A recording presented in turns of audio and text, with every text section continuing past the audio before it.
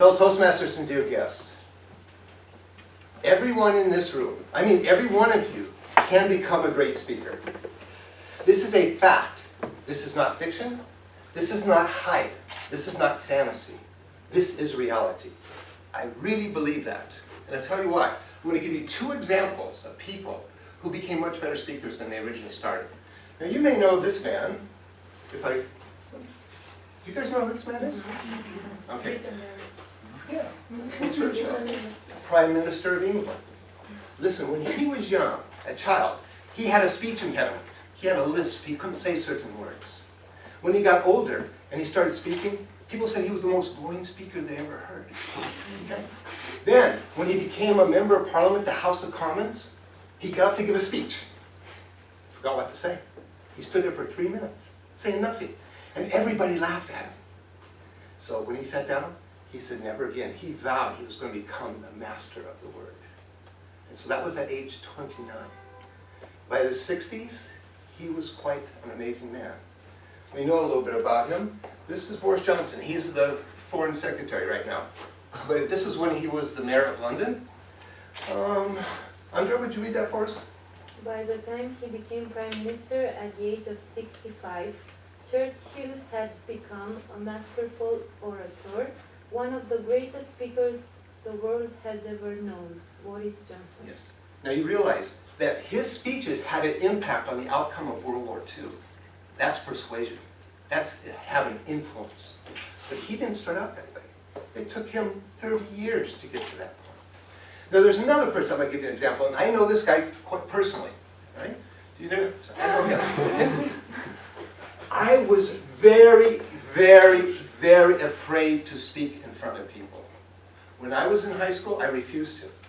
When I was in university, I had to get up. I was studying to be a physical education teacher. So I had to get in front of class and go through and teach some tennis things. You know what? Everybody just laughed at me because I was just so nervous. I couldn't handle it. I was so afraid.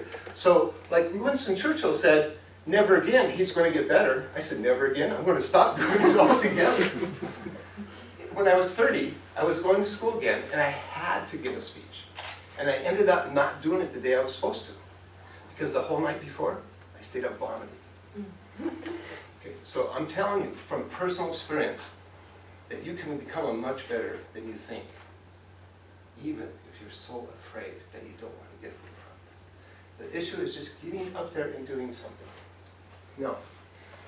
This seems like, to me, for me, my friends in America, they're blown away by this. They say, that's not the William we knew. Well, how did that come about? It came about because I joined Toastmasters. I spoke before this. I've been preaching in churches and things like that. But when I came to Toastmasters, I really learned what speaking entails. And that's what really made a difference in my life. Now, why should you guys want to learn to become great speakers? Why? That's a good question. Why? Because if you don't have a good answer for this, you're not going to go ahead and do all the work that it takes. Well, what's one thing? I'm going to share 3 things. Confidence. When you learn to speak in front of people, you gain a lot of confidence, and that impacts the people around you. So not only do you have the confidence from it, it impacts other areas. When you get over the fear of speaking, other fears don't seem like a big deal. So it gives you that confidence to do things in life. Another thing. Whoops. Sorry. Influence. When you speak a lot, you can influence people. Because we influence people 2 ways, right? We influence people through our actions, but we also influence people through our words. So if you have good words, you can influence people. Your fire can light other people's fire. Then, once you have influence, it's going to open up more opportunities for you, professionally, relationally, every way where we communicate, doors will open for you. Many more.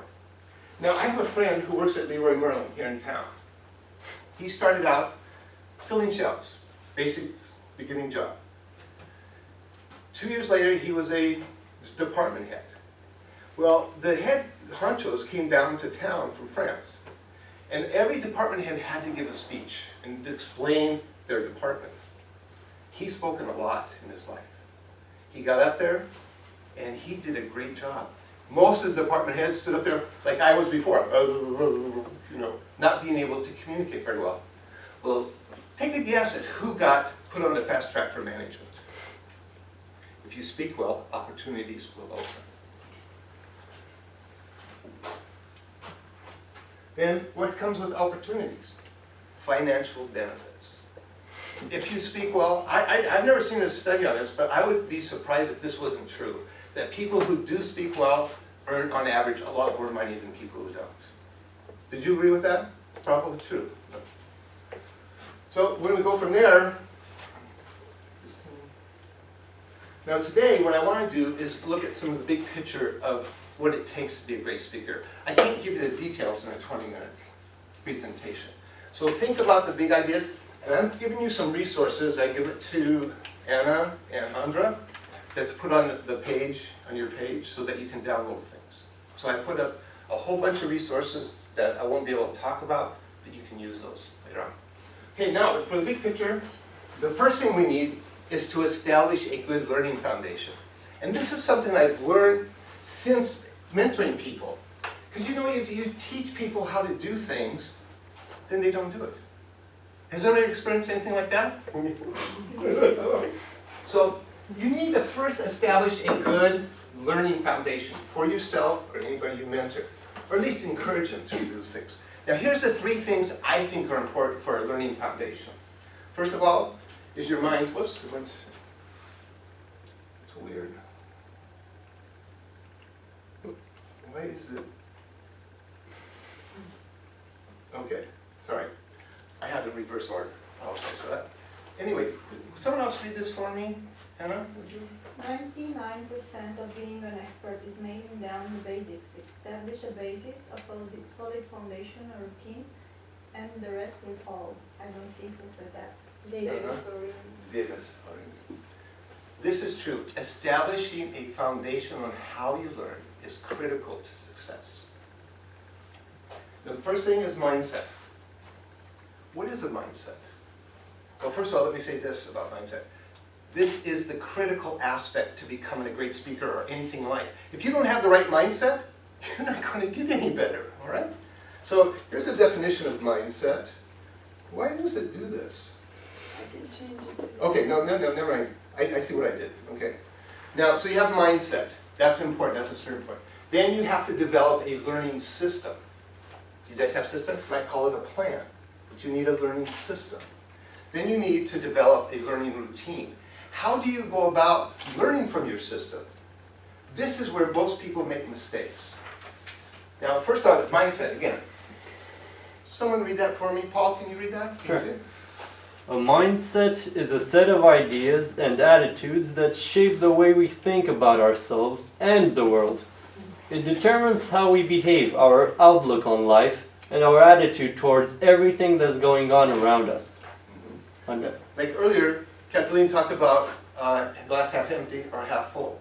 Do you know people like that who are always looking at life negative or life positive? That's a mindset.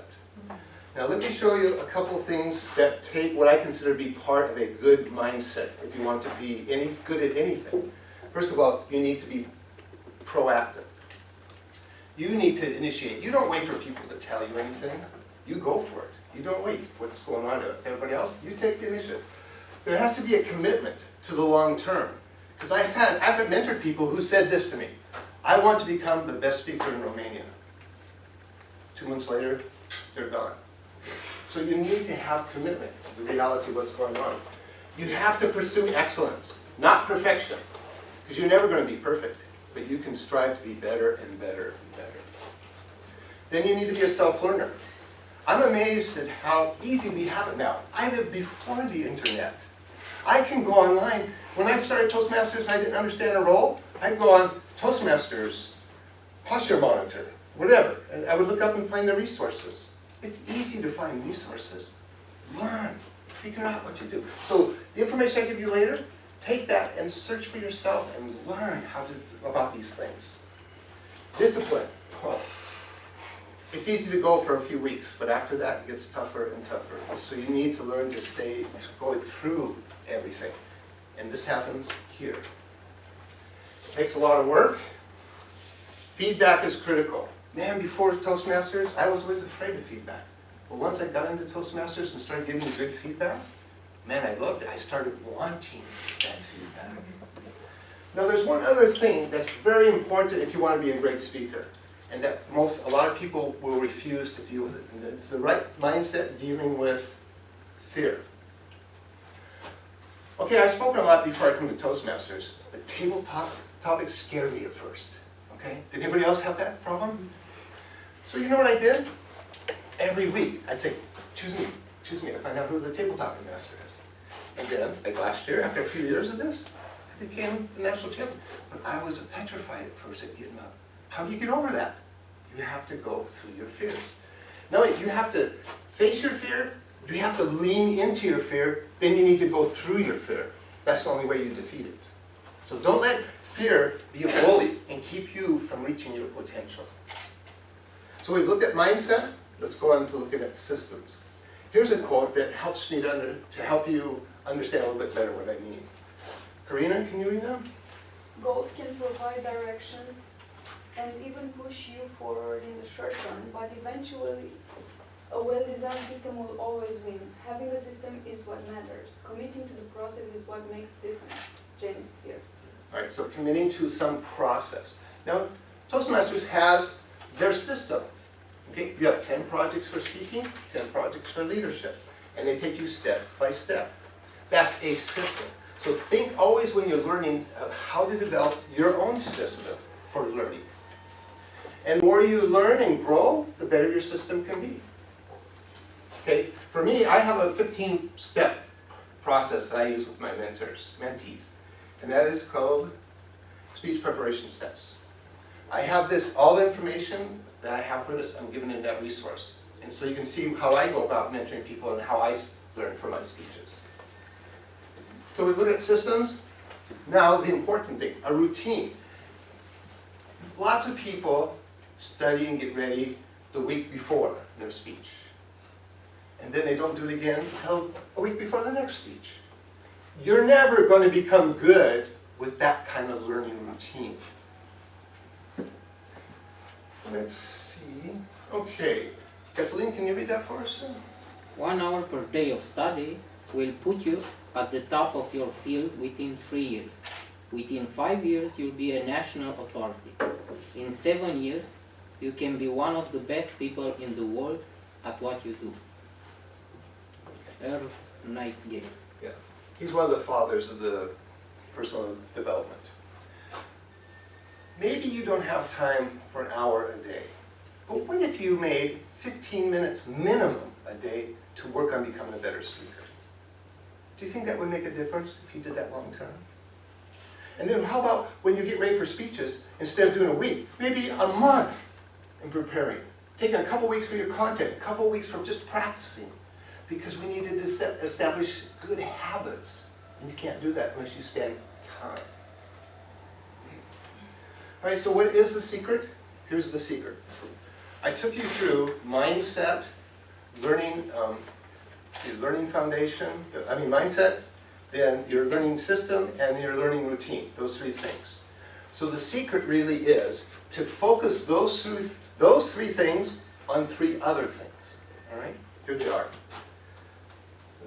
Focus. You focus on your audience. Knowing your audience is the starting point to becoming a great speaker. In Toastmasters, it's not so important. It's good that we know our audience, but it's easy because we know the people regularly. But if you go speak out in the real world, your speeches will be much better if you know your audience. Oh, by the way, I didn't say, sometimes when I do speeches, I've actually used monkey survey and use that to get information from people. If you are speaking at some conference, you can ask the one in charge information. Maybe you can get a list of some email addresses and contact some people. But there's ways of doing this to learn your audience. Then next you want to work on your content and then your delivery. Now, like I said already with the audience, that you can spend time by just asking questions to people. Another thing you can do, if this group that you're going to talk to has a Facebook group, you can go research it. You can look at what things they're talking about. But the key thing you want to be able to answer is, why should they listen to you? So the better you know them, the better you can answer that question for them. Okay, now content. This is actually the words you're going to say in your thing, the words. You start out by knowing your audience, then you have to research your topic, then you have to come up with a purpose for your speech, the why answer. Why are you doing this? Then an outline, and then you write out your speech. And that's really important. That's the content. Great speeches take great content. And if you're really going to be a good speaker, you have to learn to write well in a way that connects ideas together.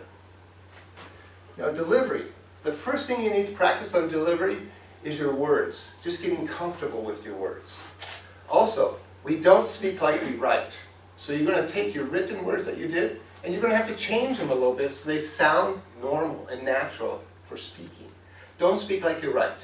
That's not good at all. Then after you practice that and you've gotten comfortable with the words, then the next step is to use your body gestures. And here's something for everybody in Bucuresti. Please keep your hands at your side unless you're doing a gesture. I see T-Rexes here. I see the butler with this. Don't keep your arms up here or here and here. You guys are all doing this. Where do your hands go when you're not using them for gestures? Right by your side. Practice that. Then after you've gotten comfortable with your body gestures, then work on your vocal variety. Don't do it all at once, because that's hard. Your brain can only handle so much, at least mine. Multitasking doesn't help you. So get comfortable with the words, then get comfortable with your body gestures, and then get comfortable with your voice. Okay? Now, what is the goal of when you speak? There's an introduction, there's a body, or opening body, and a closing. There's a goal for each one of those. But before we look at the goals, the goal for those, here's something you don't want to do. Okay? This is very important. The next one, please do not do this. Kill your audience by having so many words and confusing that they can't figure out what you're saying.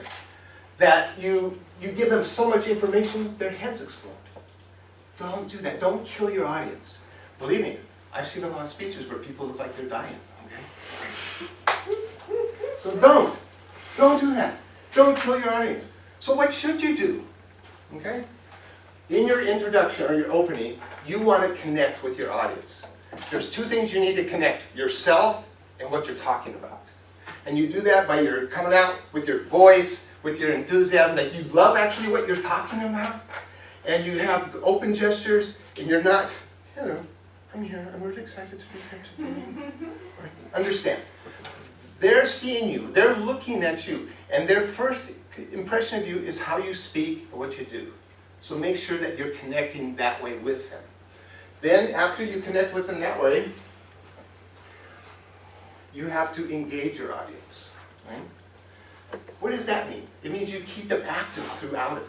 How many of you have listened to speeches and after a couple minutes you're just thinking about other things? So you have to figure out how to keep them engaged.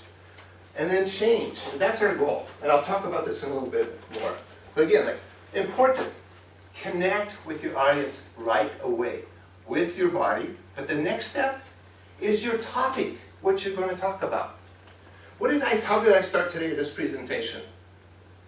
Every one of you can become a great speaker. I was connecting you directly with what I was going to speak about. And that's what you want to do when you're opening up. Connect your topic with your audience. And the shorter you can do that, the better. Get right to it. Now, in my speech for the contest, how many of you have ever fallen in love?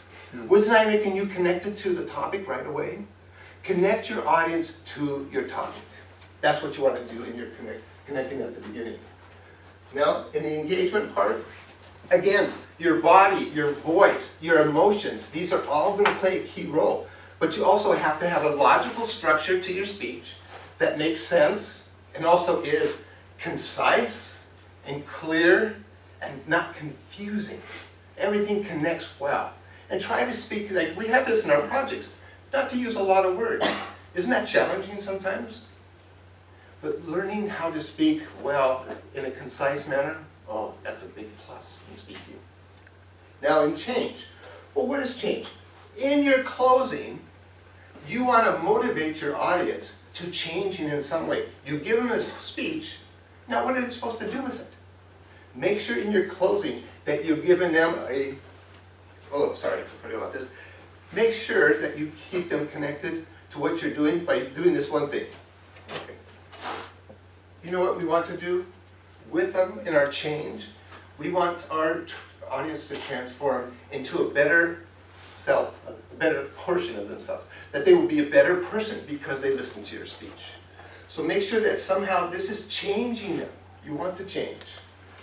Oh, let's see. Who wants to read this one? Colleen, do you want to read that? Can you read that? Yes. Okay, please. Purpose of a speech is to move people to action. To point an audience to a place where they want to be, a distant hilltop, a better future, a more stable company, a more connected life. You make them dissatisfied with where they are now and tempt them with a golden tomorrow. And then you've got to show them how to get there. Or at least you do if you want to be great. So if you want to be great, you need to change your audience. Remember that. Now, what do? You make a call to action in your closing. You give them something specific to do with the information you've given them. Right? Some of you have been here before. I can sum up in 9 words what it takes to be a great speaker. Does anybody remember those 9 words? No? Okay, here we go. 9 words? Here they are. Prepare, prepare, prepare. Practice, whoops. Practice, practice. Practice, practice, practice. Speak, speak. Use the remote.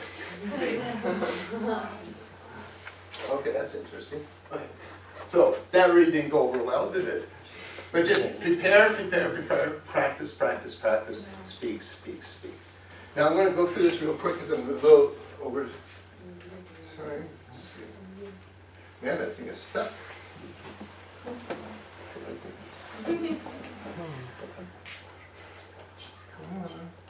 Okay, finally.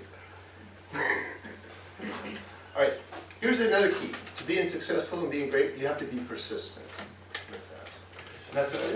You want to try that or not? No, yes.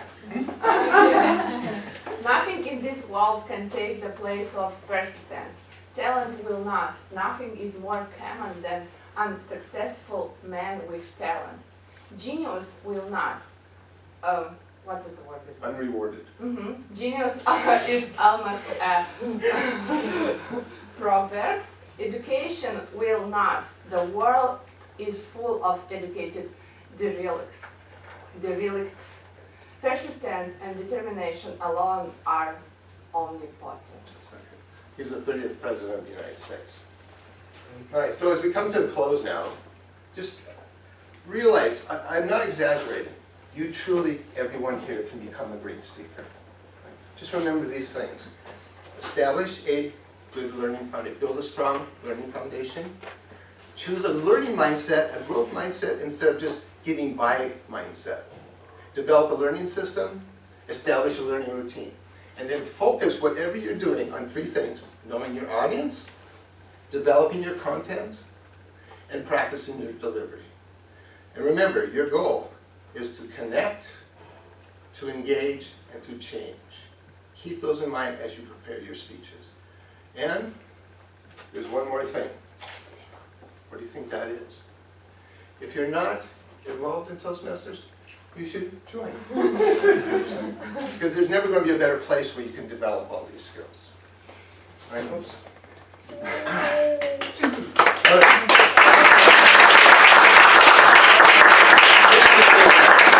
If I could go back in time and tell my younger self to do something different, it would have been to join Toastmasters. I'm honest about that. That's truly what I would do. Because it would have had a huge impact and made a difference in my life a lot younger than it did now. So I encourage you, take advantage of your Toastmaster experience. Don't just try to get by, but go for it all. Thank you very much.